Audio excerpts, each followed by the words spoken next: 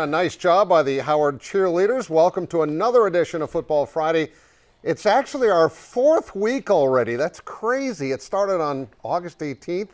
I'm Mark Ovenden. He is Zach Bork, who just barely made it back in time for the show, by the way. Thank you. Some teams are already halfway through their season, but tonight's show, as always, all season long, brought to you by RepairableVehicles.com. We have highlights from 9 games tonight. Thank goodness. I thought we only had 7 there for a bit.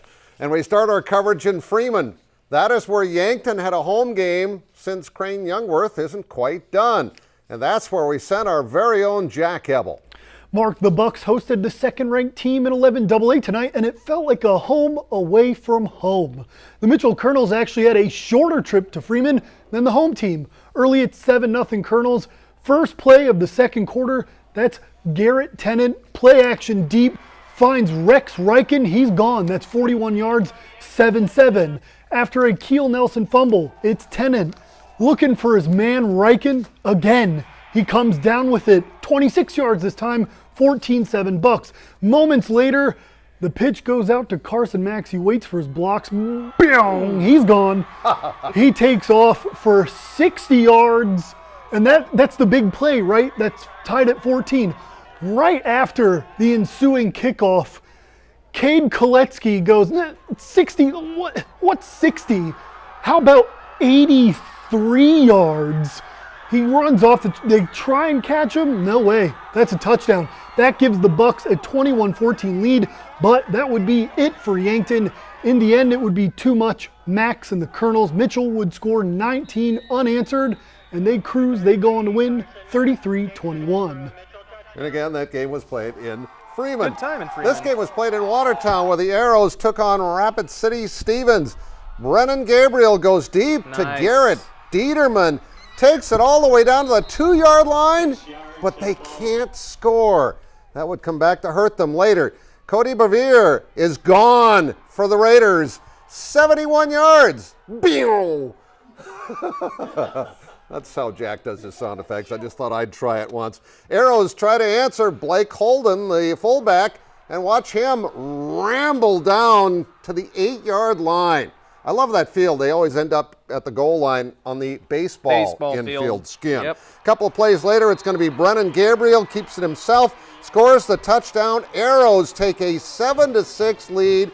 Late in the second quarter, it's going to be a deep pass here. It's going to be picked off by Hunter Cordell with a nice interception. But Stevens would pull off the upset. 14-13, your final score in Watertown as we go to the board. Again, Mitchell wins 33-21. Pierre, 78-14. The Governors ruling in that particular game. Brookings pitching the shutout over Spearfish. And Brandon Valley 41-0. As for the games tomorrow, there's your doubleheader set up for the President's Bowl.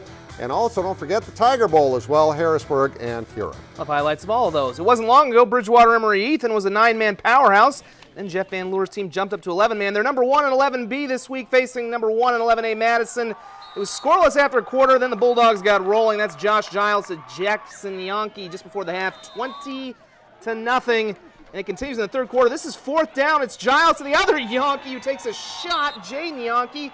But he picks up the first down, and, well, you know what? You got to let him finish it off after he takes a shot like that. Yankee into the end zone as they're pulling away with a 27-0 lead. Not a whole lot went right for Bridgewater Emery-Ethan and Jeff Van Leur's squad, but on 4th down, Brady Hawkins gets a sack. They would break up the shutout, but Madison goes on to get the win 33-6. Cole Gassman, by the way, hurt in this game. Could be a bad knee injury. All right, the number 5 team in 11A was back home tonight to face the Tanagers of Vermillion. We're talking about the Mustangs of Tri-Valley, up 20-0 in the third before Landon Freeman breaks free and takes it in for the touchdown. That makes it what appeared to be an insurmountable lead at 27-0. Actually, though, the best highlight of the night, this catch and run by Cade Failer, who delivers a punishing hit. He didn't fail. That is not a failure. Was pretty cool. All right, Vermillion did pick up some momentum on the ground with this guy, Rylan Pratt.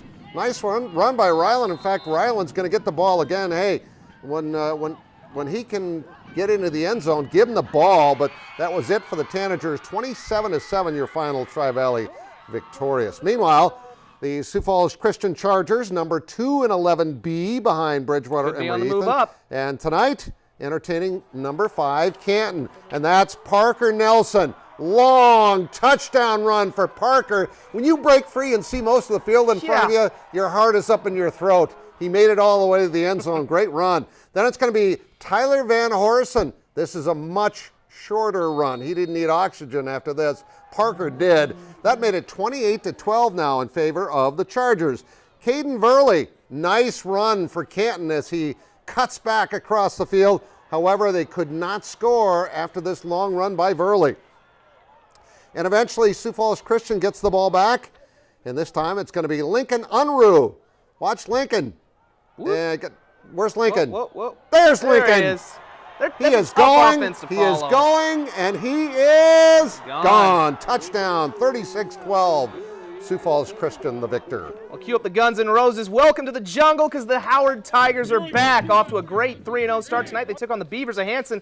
Strange play here. Howard's driving. They called this a fumble. Looked like an incomplete pass. Big break for Hanson, though, as they stop Howard, but not for long. They have a lot of running backs, as we heard at 6 o'clock, 4 of them. And look at Ethan Kramer. He's looking like Kareem Hunt out to the sideline.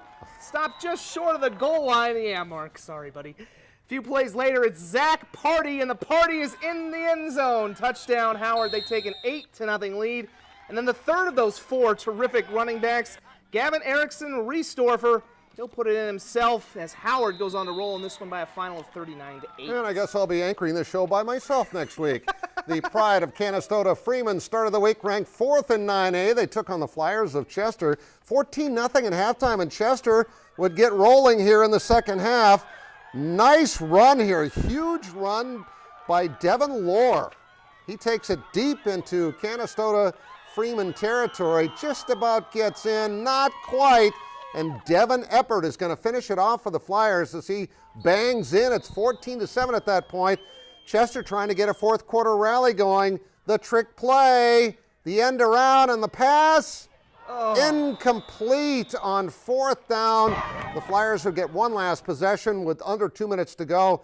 This Hail Mary is going to be broken up by Tristan Pierce. And Canastota Freeman hangs on to win a close game. Your final 14-7. Good one. Irene Wakanda made the trip to Parker tonight to play the Pheasants. Parker looks like they're going to have a punt. Or not. They're going to fake this thing. Sam Gillespie, though, he gets stopped short. Parker really needed that one to get back in the game, trailing 14-0 because that Irene Wakanda offense really good. Trey King. There have been a few good Kings in Irene Wakanda, haven't there been? Yeah. He goes to Brandon Sokolowski. Look at the big fella rumble into the end zone for the touchdown as Irene Wakanda goes up 21-0. But wait, there's more. King with the screen pass to Dallas Lee, and he might well run to Dallas as he'll get into the end zone to make it 28-0. It was all Irene Wakanda. They take it 52-0. And finally, the top team in 9B is Coleman Egan, and for good reason. They played the part again tonight, hosting Deubrook. Your first highlight. Bodie Gross had a nice first quarter tonight, finding Chase Hemmer, and that is a first down. Then it's going to be Gross again. This time he's going to call his own number, shaking and baking, and he takes it into the end zone for the touchdown. Next Hawks possession, it's going to be Gross again. He's going to pull it down and make a couple of guys miss. So fast. And he's gone again. 14-0 as Bodie takes it in. Now, if it's not Bodie Gross, it's Cade Gross. And watch what he does with this punt. Beautiful night for football, by the way. Just look at that. I mean, after Perfect a couple of weeks ago, yeah, this was great. And this is great. Cade Gross for the touchdown. All Hawks tonight. Your final 48-14. They remain undefeated, ranked number 1. Irene Wakanda, again, rolling big tonight. Madison 33-6. These first few scores are the ones you've seen highlights of already. Canastota, Freeman, and Tri-Valley both win, along with Sioux Falls Christian T-Area with the shutout. MVP was a winner tonight. Baltic 56-14, along with Clark, Willow Lake, and Dakota Valley. Del Rapids wins over Belfouche. Faulkton 46-0. Wolsey, Washington 50-0. Boyden Hull, Rock Valley with a win tonight. Arlington, Lake Preston, and Garrettson with 68 points tonight. Platte Geddes and Stanley County both win. Sully Buttes 40-zip. Wall 61-8. Lemon McIntosh and TDA ACDC both win. That's Trip Delmont I was Armor. going to say, is that a AC/DC. band lineup for a night? Sounds like it. Roncalli 19-18. Avon beats Gayville Vollen. Webster and Warner in one of the games of the night. Warner over Langford 40-14. Bennett County 8-6. Minneota over Dawson Boyd 48-21. Tracy Milroy Ballatin and Jackson County Central both win. How about Marshall this year? Yeah. They won 77-0 last week. They win 58-0 tonight. They play Worthington next week. Pipestone beats Windham 40-14. Canby over Ortonville, and Bonham 22-14 beats Kimball White Lake. A busy Friday night. We'll have all the scores up on our website in a bit. You got to give me time to get them all in, and I'll have more sports after this.